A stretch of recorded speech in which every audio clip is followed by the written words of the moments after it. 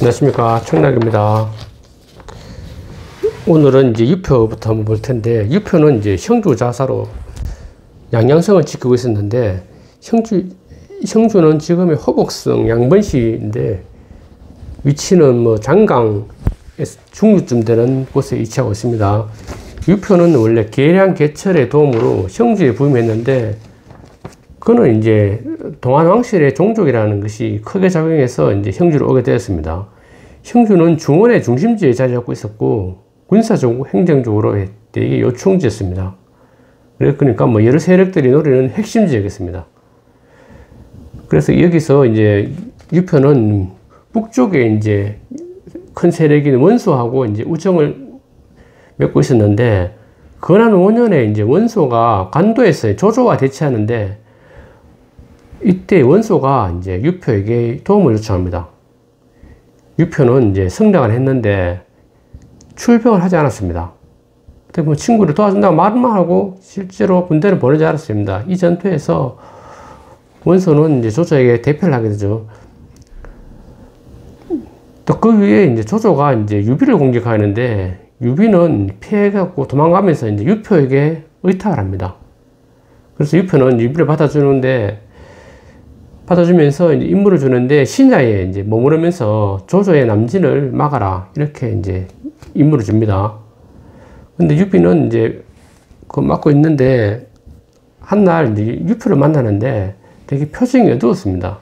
그래서 이제 유표가 유비에게 묻기를 왜 그러냐 이런 물어보니까, 유비가 말하기를 전에는 말 위에서 생활해서 이제 허벅지에 살이 없었는데 요즘에는 말을 안 타서 허벅지에 살이 올라서 그것을 슬퍼하고 있다, 이렇게 얘기를 합니다. 말을 계속 타면은 이제 뭐 전장 누비고 이렇기 때문에 항상 허벅지에 살찔 일이 없는데, 가만히 앉아서 이제 쉬기 때문에 허벅지 살이 오른다. 그러니까 나는 지금 답답하고 내가 할 일이 있는데 아무것도 못하고 있으니까, 그거는 이제 그래서 슬프다고 이런 표정을 짓고 있었는데, 유표는 이제 뭐 성격 자체가 어떤 자기 지역을 이렇게 안주하고 큰 욕심이 없었습니다. 그러니까 천하 대업을 도모하는 이런 게 없었기 때문에,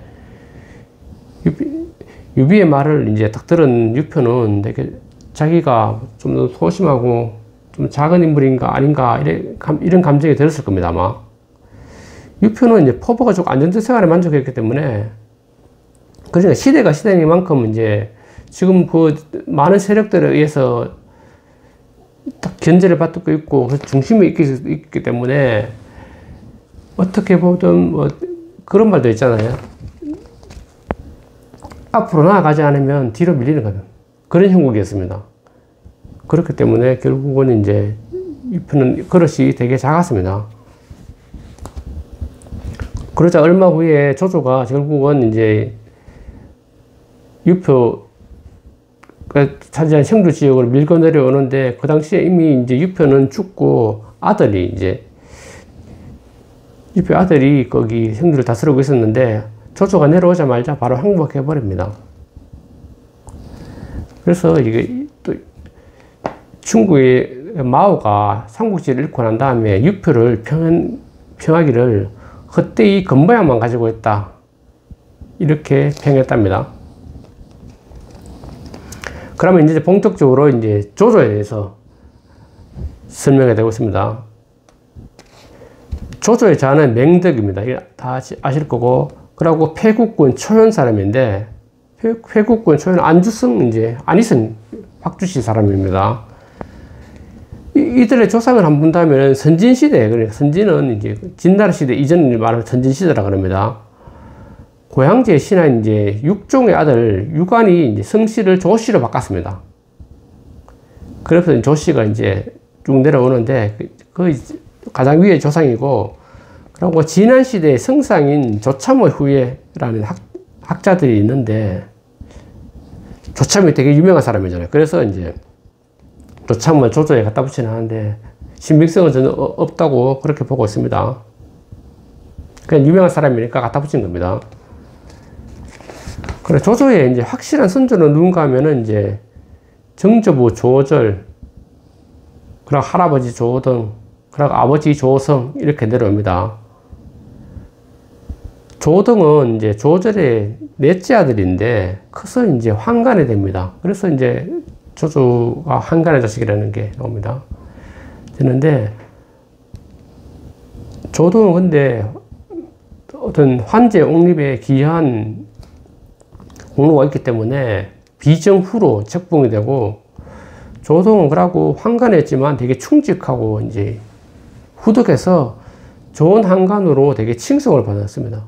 그 당시 환관들 대부분 다 뭐 권력이 아첨하고 되게 좀 평이 되게 안 좋았는데, 이분은 되게 바른 말도 하고 그러고 충직했기 때문에 환관들의 칭송을 많이 받았습니다. 한 가지 예가 이제 종가가라는 대신이 조등을 오해해서 되게 모함을 많이 했습니다. 조등을. 그랬는데 조등은 근데 종가가 충절하다고 이제 황제에게 계속 좋은 말을 해줍니다. 그 신하는 되게 좋은 신하라고. 그러니까 후에 이제 종가가 오해를 풀고, 그리고 자신을 자기가 모함했는데 그 모함 받은 사람이 오히려 자기를 칭찬해 주니까 나중에는 되게 조등을 칭송하면서 되게 존중합니다. 조성은 이제 어차피 환관이니까 이제 양자를 맞아야지 돼서 이제 하우시 이제 가문인 조성을 양자로 맞이합니다. 양자로 받았으니까 당연히 하시에서 조씨로 바뀐 거죠. 그래서 이제 조등을 계승하게 됩니다. 조성이. 그래서 이 벼슬이 이제 태희에 이르게 됩니다. 조조의 아버지가. 그래서 조조가 이제 군사를 일으킬 때 조성은 이제 작은 아들 조지라고 상관으로 이제 피신했습니다. 군사를 일으켜서 반역을 한 거잖아, 어차피. 그래서 이제 상관으로 피신했는데, 이후에 이제 조겸이라는 자가 이들을 살해합니다. 그래서 나중에 조조가 그 원수를 갚습니다. 조조는 이제 영특하고 기민하고 이제 인기연민에 되게 능했습니다. 그런데 젊은 시절에는 이제 방탕하고 제대로 제멋대로 하는 습관이 있기 때문에 생계를 꾸릴 줄 몰랐습니다. 그러니까 그 주위 사람들에서는 좋은 평가를 못 받았는데, 근데 조조의 재능을 이제 알아보는 사람들이 몇 명 있었습니다. 간단히 본다면 흥웅이라는 자가 있는데, 이분은 유학을 공부하고 이제 사공벼슬을 했는데 동탁을 멸하는 계획을 이제 세운 적이 있었는데,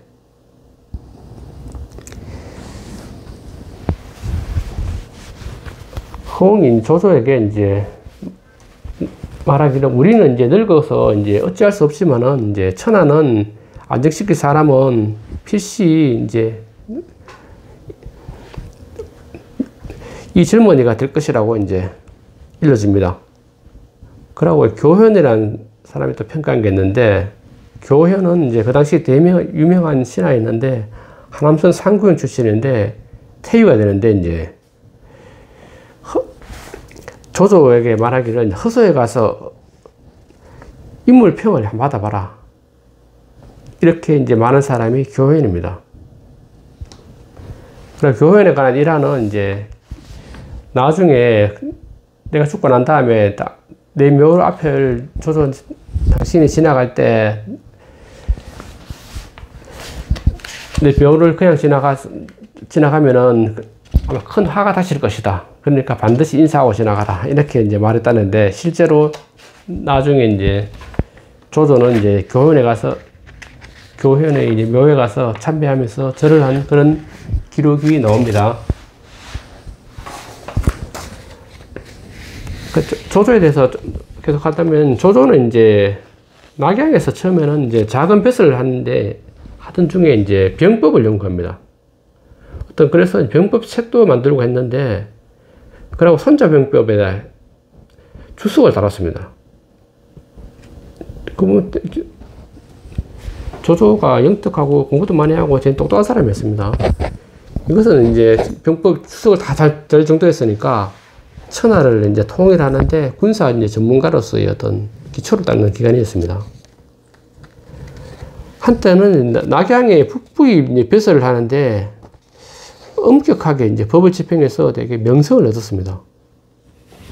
어떻게 이제 했냐면 조선은 몽둥이 이제 10개를 딱 비치해 놓고 엄격히 법을 집행했는데 법을 어긴 자는 이제 몽둥이로 쳐버렸습니다. 근데 중범자의 경우에는 이제 몽둥이로 이제 쳐 죽이는 일도 많았답니다. 한 달은 이제 건석의 숙부, 건석은 뭔가 하면 아까 우리 하항구 나올 때 봤지만은 건석은 되게 그 당시에 되게 유명한 거기 한간이자 어떤 신하였는데 건석의 숙부가 야간 통행 금지령을 위반했답니다. 그 당시에는 야간 통행 금지령이 되게 위반하면 되게 엄한 벌을 받았나 보입니다. 우리 뭐 옛날에 야간 통행 금지 그거하고는 비교가 안 될 정도로 조선은 이제 건숙의 숙부니까 뭐 건숙이 원래 황제 청해를 받는 되게 유명한 신하인데 그를 하지만은 건숙의 숙부도 법을 어겼으니까 엄격하게 처벌합니다. 그래서 뭐 몽둥이를 쳤는데 건숙의 숙부가 죽어버렸습니다. 그러니까 주위 사람들이 그 유명한 그 실권자의 그 숙부도 몽둥이를 쳐서 죽이는데 우리 같은 사람들이야 그 법을 어기면 큰일 난다 싶어서 법을 어기는 사람이 아무도 없었답니다. 그 이후에 이제 하진이 이제 권력을 잡은 후에 이제 조조가 이제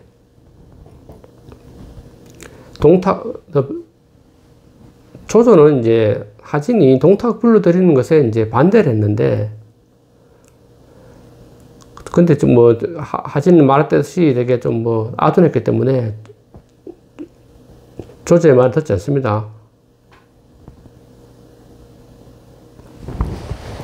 그러고 난 다음에 동탁이 이제 조조를 그 이후에 권력을 잡고 난 다음에 알아보고 이제 어떤 벼슬을 줍니다. 물론 하진이 밑에 있었지만은 이제 인물은 인물이다 생각해서 조조에게 벼슬을 주는데 호기 교유를 의미하는데 하지만 이제 딱 생각하기에 조조는 동탁은 믿을 만한 인물이 못 된다. 그리고 여기 있으면 위험하겠다 싶어서 임명을 거부하고 도망쳐 버립니다. 그래서 조조가 이제 진류군으로 이제 도망가는데 진류군은 개봉 근처입니다. 개봉 나중에 보면 거기 송나라 수도가 되는 그 개봉 근처에 가서 이제 이러자 자가 재산을 털어갖고 조조를 지원해 줍니다. 이에 조조는 이제 5,000명을 모집해서 이제 동탁 토벌군에 가담을 합니다. 동탁을 그래 토벌하자고 해서 막 전국 각지에서 인물들 다 모아서 이제 그 군사들을 다 모집했는데 거기에서는 뭐 원소라는 인물이 되게 유명하기 때문에 원소가 이제 맹주를 주도해야 되는데 원소라는 인물에 대한 평가는 뭐 집안은 되게 좋은 집안이었는데 그 능력은 또 미치지 못했습니다. 동탁은 이제 황제를 이제 모시고 낙양에서 장안으로 이제 도망을 합니다. 동탁 토벌군이 막 전국에서 몰려오니까 장안으로 이제 수도를 옮기는데 문제는 이제 연합군이 들어왔는데 장안을 이제 공격하지 않았고 이제 답보 상태를 계속 유지합니다.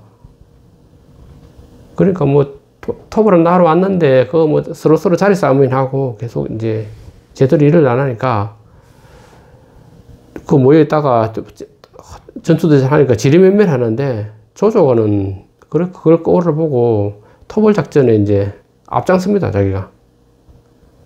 그러나 이제 뭐 제대로 도와주는 사람도 있기 때문에 거기서는 패배를 합니다. 그래서 조조는 이래서 안 된다. 그래서 새로운 길을 이제 모색하게 됩니다.